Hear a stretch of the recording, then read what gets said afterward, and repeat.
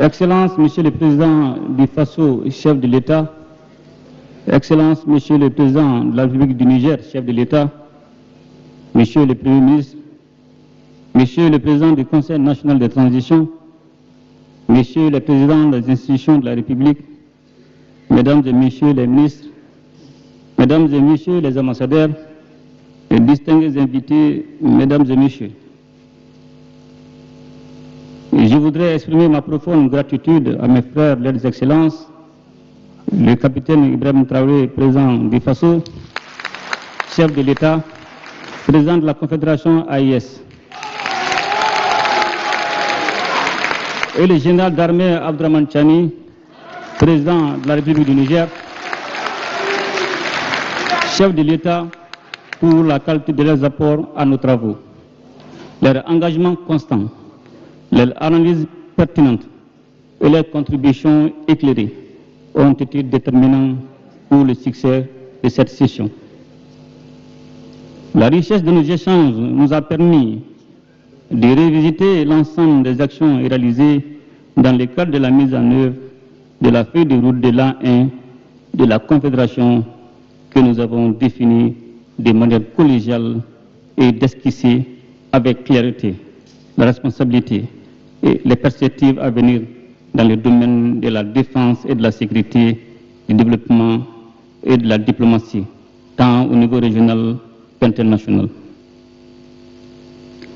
Je me réjouis de la volonté de son Excellence, le capitaine Ibrahim Traoré, président du FASO et président de la Confédération, de poursuivre les actions mises en œuvre de la feuille de route de l'an 1. Cette feuille de route de la Confédération doit rester notre boussole et guider nos actions tout en lui donnant une nouvelle impulsion, sous le leadership de son Excellence, le capitaine Ibrahim Traoré, président du FASO et président de la Confédération, à travers la mise en œuvre des projets et programmes prioritaires et la poursuite des actions permanentes qui y sont inscrites. Notre Confédération est aujourd'hui une organisation intergouvernementale dotée d'acquis majeurs, une architecture de défense collective opérationnelle, une dynamique d'intégration économique en construction et une action concertée en matière diplomatique. L'AES est désormais une réalité politique et géopolitique dont la voix compte sur la scène régionale et internationale.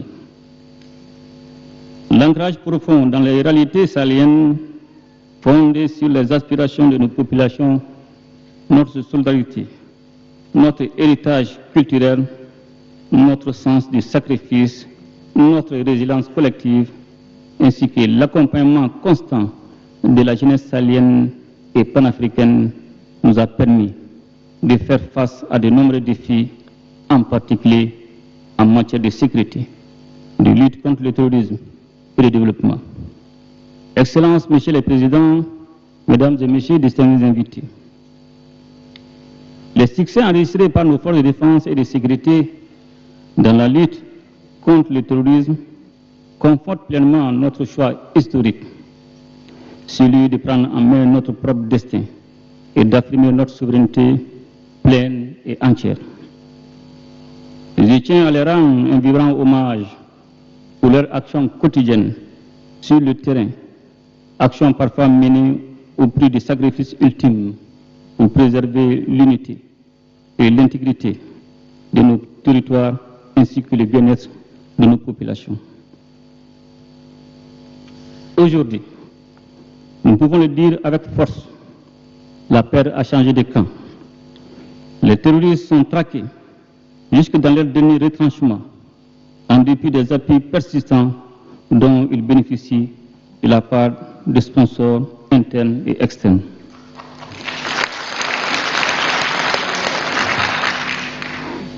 La poursuite du retour des personnes déplacées et des réfugiés illustre notre détermination à placer la protection des populations et de leurs biens au cœur de nos priorités. Le mouvement favorise également la restauration de la cohésion sociale et le renforcement de l'entente entre les communautés.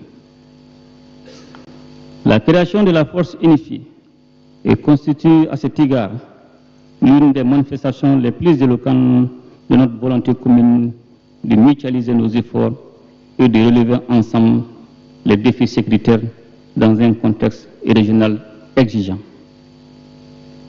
Et je voudrais, à cette occasion, réitérer mes remerciements aux pays amis pour leur coopération et leur soutien multiforme à la paix, à la sécurité et à la stabilité de notre espace confédéral. Excellences, Monsieur le Président, Mesdames et Messieurs, distingués invités. Sur le plan du développement économique et social, en plus de la définition des politiques et programmes communs, des résultats concrets ont été enregistrés. Nous venons de procéder à l'inauguration et au lancement de plusieurs outils structurants pour le développement et la communication au sein de notre espace, notamment la Banque confédérale, la télé de l'AS.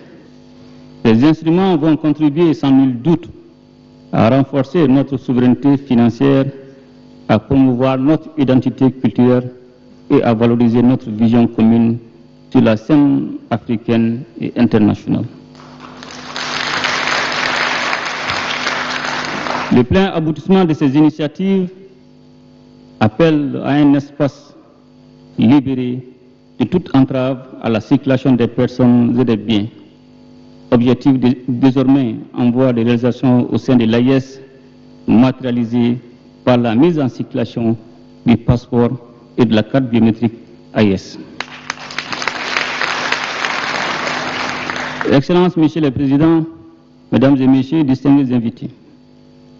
Les protocoles additionnels relatifs aux piliers défense et sécurité, diplomatie et développement, ainsi que le protocole additionnel relatif aux sessions confédérales des parlements dont nous venons de procéder à la signature complètent notre architecture institutionnelle. Les instruments juridiques vont certainement renforcer la cohérence de nos actions, améliorer leur mise en œuvre et permettre une prise en charge efficace des préoccupations de nos populations, notamment grâce à l'implication active des députés confédéraux. Excellences, Monsieur le Président, Mesdames et Messieurs, distingués invités, permettez-moi de féliciter mon successeur, Son Excellence le capitaine Ibrahim Traoré, pour le choix porté sur lui pour me succéder à la présidence de la Confédération. Son engagement et sa détermination, que nous saluons, constituent des atouts majeurs pour la poursuite des objectifs de l'AIS. Je suis convaincu que les actions qui seront conduites durant sa présidence contribueront à consolider davantage notre position en matière de sécurité, de lutte contre le terrorisme, de développement et de renforcement de notre action diplomatique sur la scène régionale et internationale. Je souhaite plein succès à mon frère, Son Excellence, le capitaine Ibrahim Traoré, président du FASO, dans sa mission.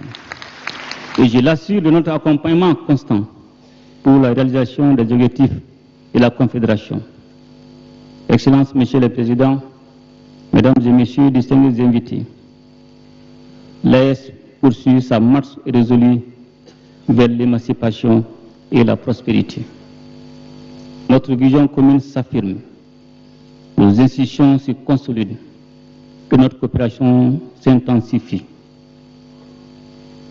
Avec le soutien de nos peuples, unis et solidaires, nous réussirons.